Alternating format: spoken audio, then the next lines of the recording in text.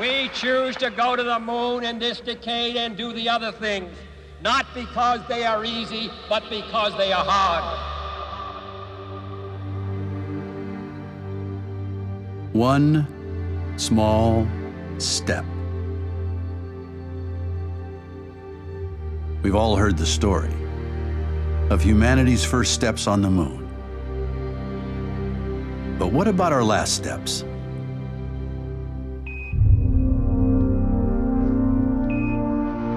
This is Gene, and as I take man's last step from the surface for some time to come, but we believe not too long into the future, America's challenge of today has forged man's destiny of tomorrow.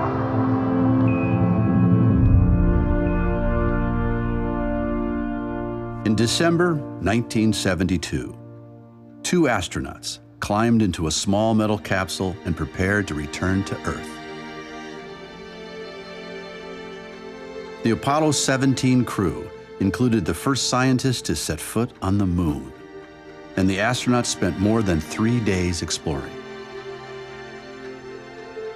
They conducted more experiments and examined more of the surface than any previous mission.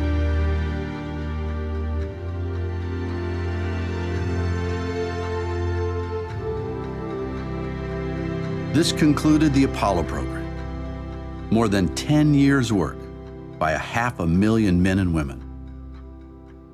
In a competition between the United States and the Soviet Union, known as the space race, humanity proved that we could walk on the moon.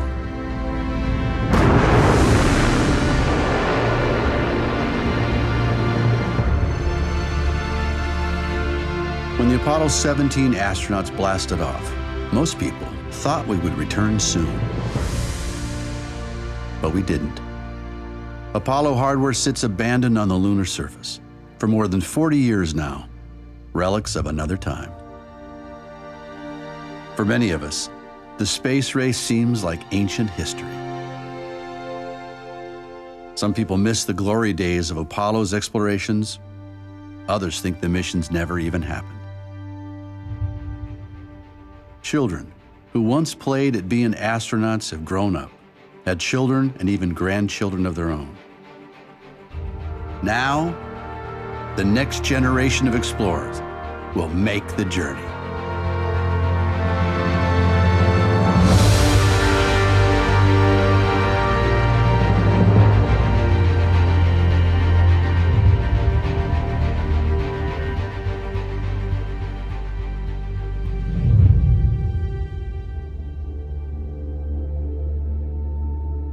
Before humans venture into space, we send our robotic explorers to help us learn what challenges we will face.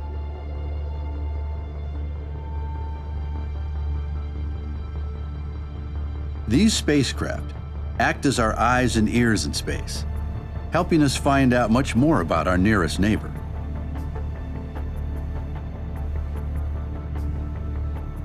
One of the earliest missions, Ranger 9, sent home thousands of images of the moon's surface in the moments before it deliberately crashed.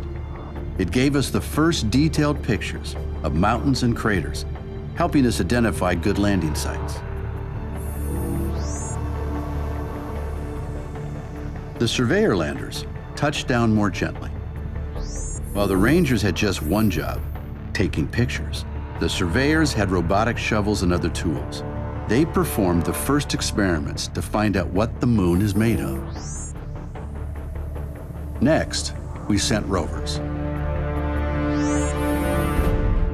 The Soviets landed 2 Lunokhod rovers on the surface, each weighing about the same as a small car.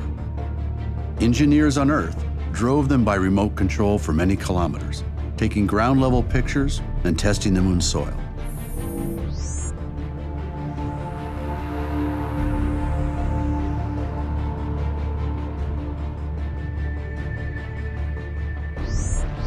Scientists today still study data and samples from these historic missions. But these early visitors mostly told us about the small areas where they touched down. To get a bigger picture, we need to look at the moon from orbit. NASA and the European Space Agency have sent spacecraft to orbit the moon. And recently, China, India, and Japan have done the same. From orbit, these spacecraft have mapped the moon, cataloged chemicals on its surface, and even measured tiny changes in gravity from one place to another. A traveler to the moon experiences a smaller pull of gravity than on Earth, only 1/6 of what you're feeling right now. A visitor might also be shaken by moonquakes, which can start deep inside the moon.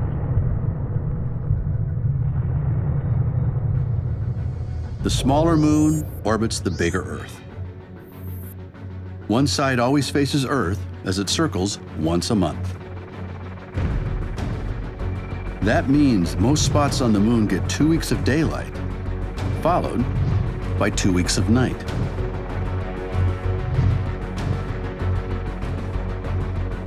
With no atmosphere to trap the sun's heat, temperatures can rise to more than 100 degrees Celsius, then drop to minus 150 degrees Celsius. A visitor to the moon needs to deal with this wide range of temperatures. But not every spot on the moon goes through such extremes. Near the poles, some mountains receive sunlight all the time, and some deep craters always remain in the dark. One spacecraft, called the L-Cross, went on a one-way mission to slam into one of these dark craters. The impact lifted up a cloud of material that had been hidden from the sunlight for billions of years. Inside this cloud, the L-Cross detectors discovered pure, frozen water. Water at the poles can help people to live on the moon.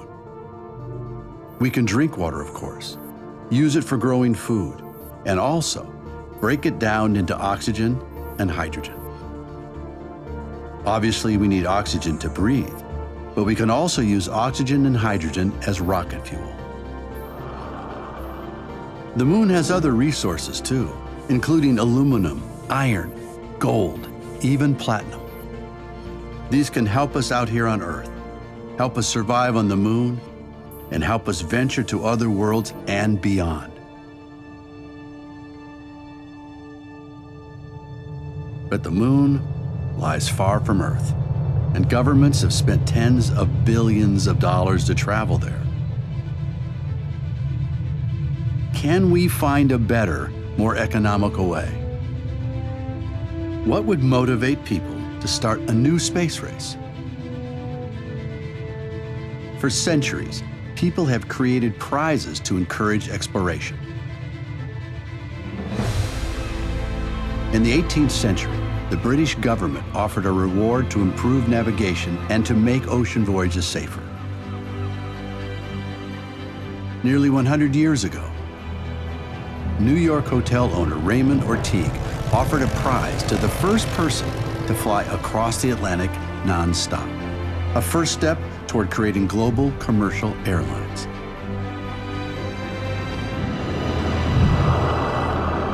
More recently, the Ansari X Prize helped to start a new industry that takes tourists up to the edge of space and back.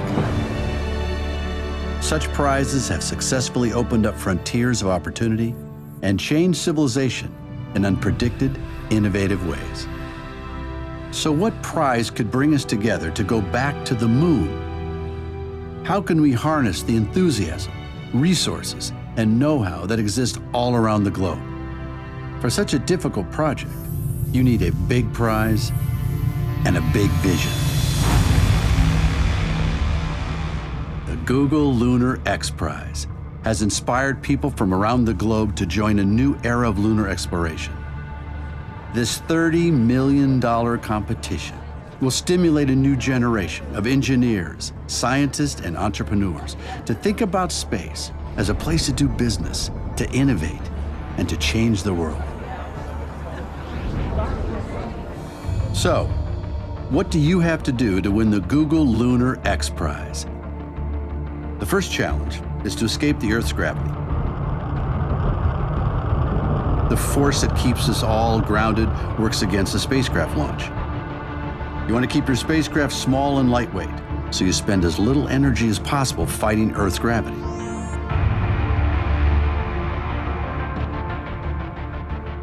Once you're off the ground, you need to cross the 400,000 kilometers to the moon. One small miscalculation, and your spacecraft could end up missing the moon entirely. On the way, you need to make course corrections to avoid smacking straight into the lunar surface. To get into lunar orbit or begin your descent to the moon's surface, you need to slow down. Slowing down requires firing engines at exactly the right moment for the right length of time, so you need precise calculations to end up in orbit. Then you need to find some place to land. You'll probably want to avoid rocky hills and craters and land someplace flat. After making it to the surface, your craft has to either take off again or release a rover or smaller hopper.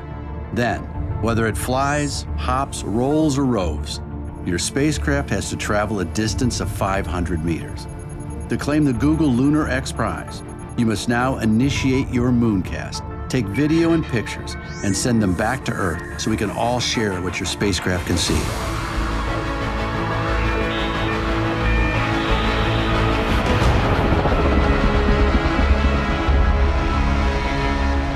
But there's one more catch.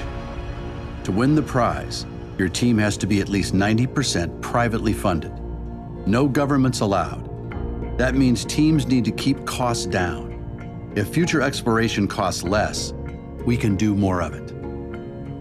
Let's meet people who have taken on the challenge. Over 30 teams from around the globe have entered the competition. Each team has a different approach and unique motivations. One team of students has the opportunity to learn from engineers who worked on the original space race.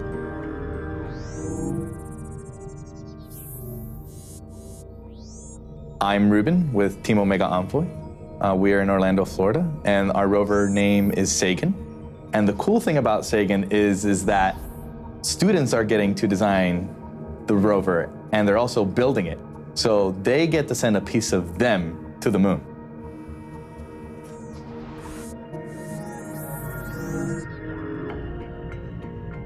During the previous space race, only 2 nations could afford to build rockets. Today, a global industry has made access to space much more affordable. We are Barcelona Moon Team, and when we were selecting our launcher, we had several options. We had the European Vega, we had the Russian Dnieper, and the American Falcon 9. But we finally selected the Long March 2C, a Chinese launcher, very reliable and cost-effective. Without government funding, teams have to find ways to raise money. Most teams rely on volunteers from many disciplines.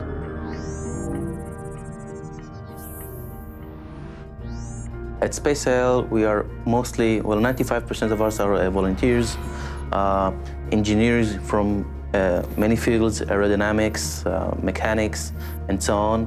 And there's me, I'm a neuroscientist. For the last 10 years, I was studying the brain, how the brain produces movements. In the spacecraft, it's the same. Inputs are getting inside from different sensors, getting processed, and then a command is issued to the engines just instead of the muscles. Keeping the mass of a spacecraft small reduces the cost of a launch, forcing teams to explore compact and creative designs.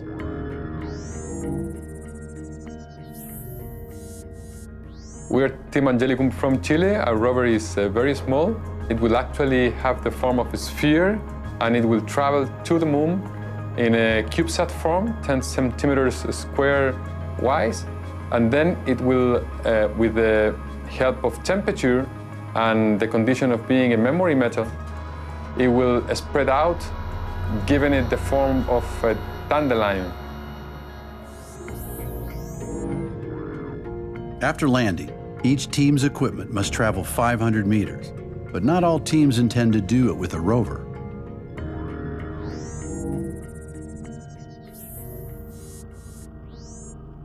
The Penn State Lunar Alliance spacecraft has been designed to be as simple as possible. in order to accomplish this mission, no more or less complex than we need to land on the surface of the moon, since the spacecraft can already fly, take off again and fly 500 meters to a secondary landing site, where it's going to take beautiful video and images of the surface of the moon, return them to the Earth for all of us to see, and then Penn State will win the Google Lunar X Prize. Some of the spacecraft's finely tuned sensors will give us a new look at previous landing sites, perhaps winning the Heritage Bonus Prize in the process.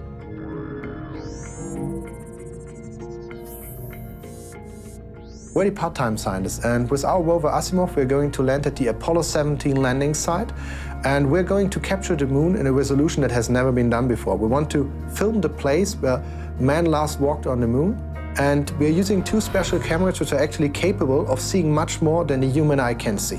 So we can do a lot of science, but also see the moon as it is today.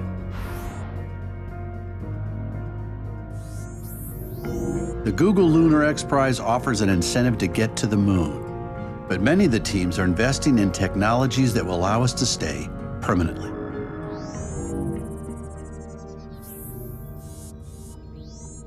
Astrobotic is sending Polaris to the pole of the moon.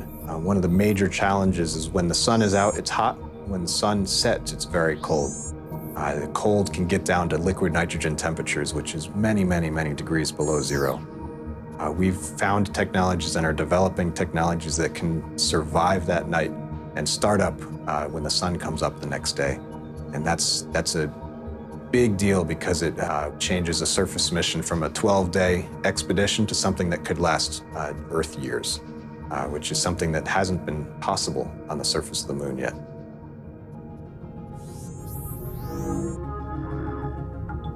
Finally, to compete for the $20 million grand prize, these teams must make their attempt before the competition deadline.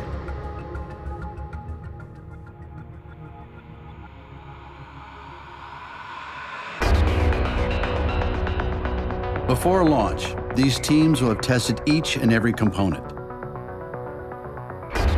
Every gram must earn its place. They'll run each calculation over and over again. Each team knows they'll only get one chance, one shot at the moon. 5, 4, 3, 2, 1, 0. At 94%, normal throttle, most of the flight out at 4.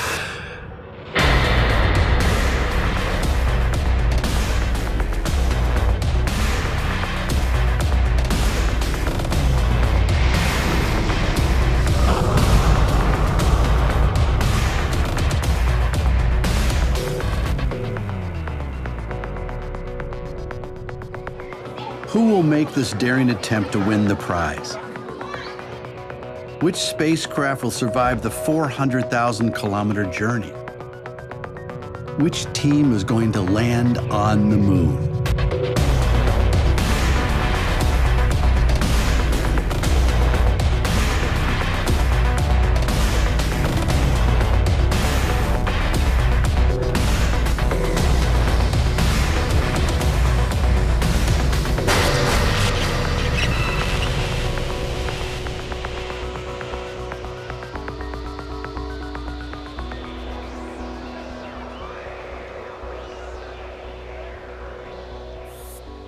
Connection to lander lost.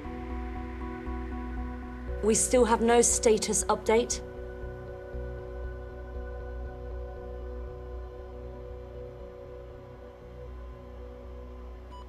Signal acquired. Confirmed. We're down safe and on the moon. Well done, guys.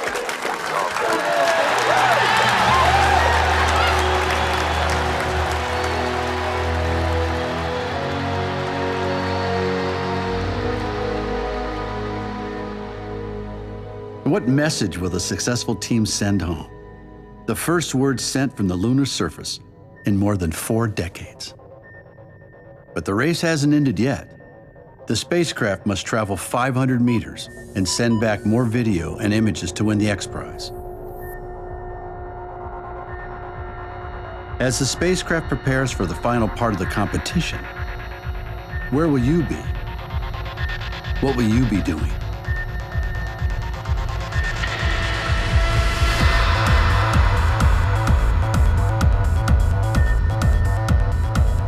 Will you be cheering on your team?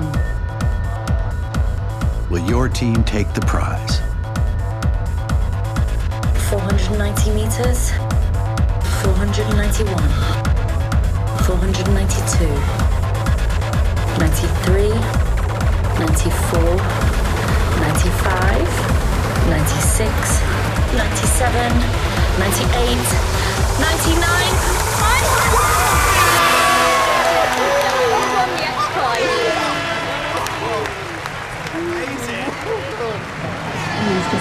The buzzer in the X Prize has been moved. These tiny robotic spacecraft will lead the way, not just from Earth to the moon, but from the present to the future. I can't believe how far we had to walk, but we found it. And still in the same spot where it won the X Prize. Huh, I thought it would be bigger. Hey, it had some tough competition to win the prize. Sometimes smaller is better. This is so cool. I want my room. Sarah will be so jealous when she finds out we've been here. Our robots will lead the way, but they'll soon need humans to help explore our sister world.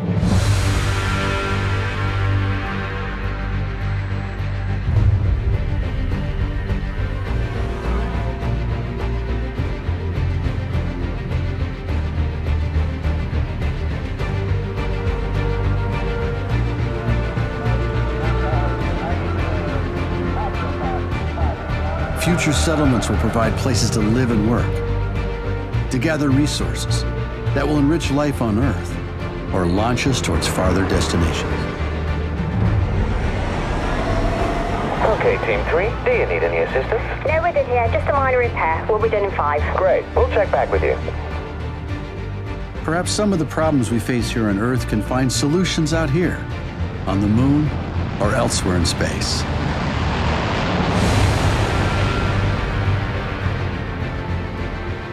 We can look to the stars with hope and promise. The journey from the present to the future begins with a few short voyages, fueled by humanity's competitive spirit.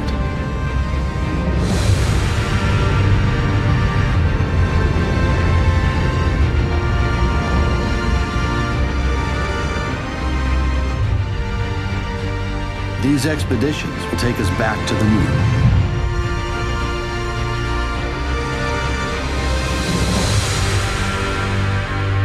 For good.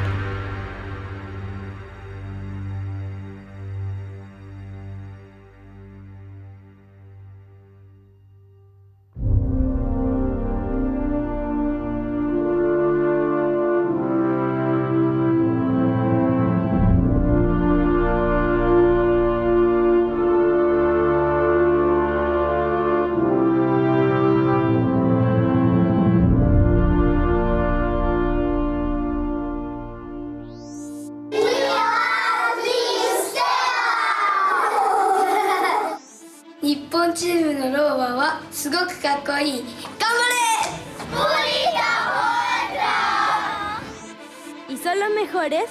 El Team Angelicum va a llegar a la luna. I would like that Barcelona moon team will reach the moon. Because our own team.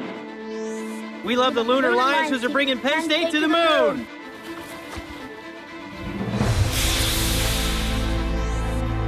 I like the Team Italia because they have something we have nicknamed the yellow tarantula because it kind of looks like a tarantula except it has 6 legs. We love Team Astronauts! I think if I was in the competition, I would win.